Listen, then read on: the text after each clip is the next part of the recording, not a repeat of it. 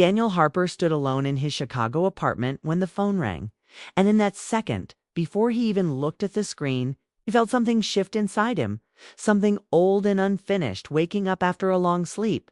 And when he saw Emily, Carter's name, his breath caught because this was the name he had trained himself not to think about. The voice he believed he would never hear again. And yet there it was, real and impossible to ignore. And he answered without thinking, listening as her familiar voice filled the quiet room, calm but careful, as if she knew exactly how much weight it carried. And she spoke simply, saying she was coming to the city for a few days, saying she hoped he was doing well, asking if he would like to meet. And Daniel said yes almost immediately, not because he had planned to, but because his heart had already decided before his mind could step in. And when the call ended, the silence felt heavier than before, filled with memories he had buried under routine and time. Memories of late-night talks, shared dreams, and a love that had once felt strong enough to survive anything. And he sat down slowly, staring at the wall as the past replayed itself without mercy. Remembering how their relationship didn't end with anger or betrayal, but with distance, timing, and choices neither of them fully understood back then, how Emily had left to chase a future she wasn't sure about, and how he had stayed behind, telling himself he was fine while quietly breaking apart. Learning how to live without her presence, but never without her shadow. And as rain tapped against the window, Daniel realized how little had truly changed inside him. Because even after all this time, her voice still had the power to undo him, to remind him of who he was when he loved without fear. And he wondered what she wanted now, whether this meeting was about closure or something unfinished. And he told himself it didn't matter, that he wasn't expecting anything. Yet deep down he knew that was a lie, because the moment she called, hope had returned without permission, and it scared him because hope had once cost him everything. And still, as he stood up and looked out at the city lights, he understood one simple truth with painful clarity. Whatever had happened back then, whatever mistakes or misunderstandings had pushed them apart, none of it mattered in that moment. Because the feeling was still there, quiet but strong, and despite the years, the silence, and the heartbreak, Daniel Harper still wanted Emily Carter. And that want was enough to pull him back into a story he never truly left. Daniel arrived at the cafe by the river a few minutes late. His steps quick but unsure, and the moment he pushed the door open, he saw Emily sitting by the window, hands wrapped around a warm cup, staring outside as if she was trying to calm her thoughts. And when she looked up and met his eyes, time felt strangely slow. Because the years between them disappeared in that single glance, and he noticed how she looked both familiar and new, stronger somehow, yet still carrying the softness he remembered. And they exchanged a simple greeting that held more meaning than either of them said. Sitting across from each other with a small table between them that felt much larger than it was, and they began talking about safe things, work, cities, busy days. Long flights, shared friends, moving quickly from one topic to another as if speed could protect them from the truth resting just beneath the surface. Daniel listened closely as Emily spoke about living in Toronto, about building a life that looked good from the outside, about learning independence and discipline. And while he nodded and smiled, his chest tightened because he could hear what she didn't say, the loneliness hidden between her careful words. And when she asked about him, he spoke of his job, his steady routine, his quiet evenings, leaving out the empty spaces that followed him home every night. And between sentences there were pauses that felt heavy but honest, not awkward, just full of things waiting to be spoken. And when their hands almost touched while reaching for their cups, both pulled back without a word, aware of how easily old feelings could rise. And Daniel became aware of every small detail, the way she laughed softly, the way she avoided his eyes when emotions crept too close, and he realized how much he had missed these simple moments, moments that once felt ordinary but now felt rare. And as the cafe filled with background noise, their world remained quiet, sealed in shared history and unspoken questions. And Daniel understood that this meeting was not just about catching up or closing a chapter, it was about facing something unfinished.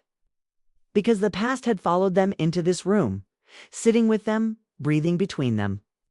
And as Emily smiled gently and asked if he wanted to take a walk after, Daniel agreed, knowing the conversation was far from over. Knowing that whatever space existed between them was fragile. And as they stood to leave the cafe together, he felt a mix of fear and hope twist inside him, because seeing her again had made one thing clear: the feelings he thought time had erased were still alive. Waiting patiently, and he knew that this walk would bring them closer to truths neither of them could keep avoiding. They walked along the river as evening settled in, the city lights beginning to glow on the water. And the cool air seemed to strip away the comfort of small talk, leaving only honesty between them. And after a long stretch of silence, Emily stopped and faced Daniel, her expression serious but calm. As if she had reached a decision she could no longer delay, and she spoke carefully, admitting that when she left years ago, she was scared of choosing a future that felt too permanent, scared of needing someone so deeply, scared of losing control over her own life. And she said walking away had felt like the only way to protect herself at the time. And Daniel listened without interrupting, letting her words settle, because he had waited longer than he realized to hear this truth. And when it was his turn, he admitted that her leaving had changed him. Not in a dramatic way, but slowly, teaching him how to hide disappointment behind calm days and quiet strength, teaching him how to be alone without ever truly accepting it. And as they stood there, the space between them filled with understanding rather than blame. And Emily confessed that seeing him again had shaken her certainty, that the life she built suddenly felt incomplete, and that she didn't know what she wanted anymore. Only that being near him made her question choices she once believed were final. And Daniel felt hope rise and fear follow close behind, because he knew what it cost to want someone who might leave again, and he told her he was not angry, only cautious, aware that love without clarity could hurt them both. And Emily nodded, her eyes reflecting the same fear, and for a moment they simply stood together, watching the water move past. Understanding that the past could not be undone but could be faced, and Daniel realized that this moment mattered more than any answer, because honesty had replaced silence, and whatever mistakes they had made before had lost their power over them. And as the cold deepened and the city hummed around them, Daniel felt the weight of a choice forming, because, despite the risk, despite the uncertainty in her voice, one truth remained steady inside him. Whatever had broken them before no longer mattered as much as what they were feeling now. And without touching her, without promises or plans, he stayed beside her, knowing that this shared honesty had brought them closer than they had been in years, and that what came next would demand courage from them both. That night Daniel lay awake in his apartment, staring at the ceiling as the city sounds drifted in through the window.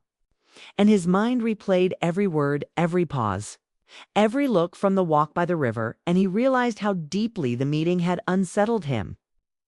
Because he had spent years building a life that looked stable but felt empty, convincing himself that wanting less meant hurting less.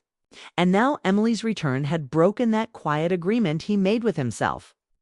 And he understood that sleep would not come easily, because something important was asking for his attention. And as the hours passed, he thought about how love had once felt simple, how it had slowly become complicated, and how he had let fear decide for him by choosing comfort over truth. And by morning, clarity arrived without drama, just a calm sense of direction. And he knew that avoiding risk had cost him more than failure ever did. And when he checked his phone and saw no message from Emily yet, he didn't feel panic, only resolve, and he made coffee, watched the sunrise over the buildings, and accepted that wanting her again didn't mean losing himself. It meant being honest about what mattered. And when he finally sent her a message asking if she wanted to spend the day together, No pressure, no expectations, just time. He felt lighter because the question came from choice, not need. And as he waited for her reply, he reflected on how much he had grown, how heartbreak had shaped him without hardening him, and how love, even when uncertain, was still worth respecting. And when her reply came a few minutes later saying yes, he smiled quietly, not because the future was clear, but because he had chosen courage over retreat. And when they met again later that day, walking through the city's streets filled with ordinary life, Daniel noticed how different things felt, not rushed, not heavy, just real.